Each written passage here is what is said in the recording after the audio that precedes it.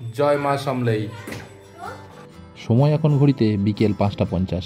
ব্যাগপত্র গুছিয়ে আমরা রওনা দিচ্ছি এক নতুন জায়গার উদ্দেশ্যে। এবার আমাদের গন্তব্য বাঙালির অতি প্রিয় পাহাড় দার্জিলিং।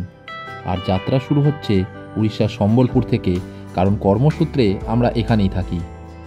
আজ আমরা এখান থেকে ধরব 18006 ডাউন সমলেশ্বরী এক্সপ্রেস, যেটি ছত্তিশগড়ের জগদলপুর থেকে ছেড়ে 1162 কিলোমিটার পথ ধরে 25 ঘন্টায় সম্পূর্ণ করে হাওড়া এসে।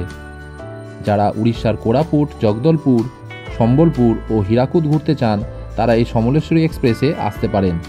আজকে আমাদের সিট আছে সেকেন্ড ক্লাস কম্পার্টমেন্টে A2-তে, 43 ও 45 দুটোই লোয়ার বার্থ। আর ট্রেনে উঠেই আমার ছেলের দুষ্টুমি তো শুরু হয়ে গেছে, একবার ওপরে আর একবার নিচে। আর ট্রেন জার্নি মানেই তো থাকবে টুকটাক খাওয়া দাওয়া, আর ঝালমুড়ি ছাড়া ট্রেন জার্নি তো অসম্পূর্ণ। রাত্রে ডিনার কমপ্লিট করে সবাই একে একে শুয়ে পড়লাম।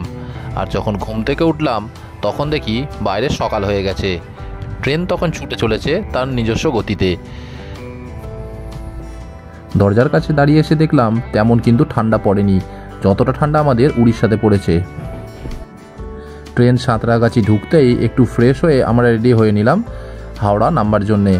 দৌড়াতে হবে ইস্টার্নের দিকে, কারণ ওখান থেকে আমাদের বর্ধমান কর্ড লাইনের লোকাল ধরতে হবে। লোকাল ধরে আমাদের পরবর্তী গন্তব্য ডানকুনি। ছোট্ট একটা লোকাল ট্রেন জার্নি সফর করে আমরা পৌঁছে গেলাম ডানকুনি। এরপর আমরা যাব আমাদের বাড়ি।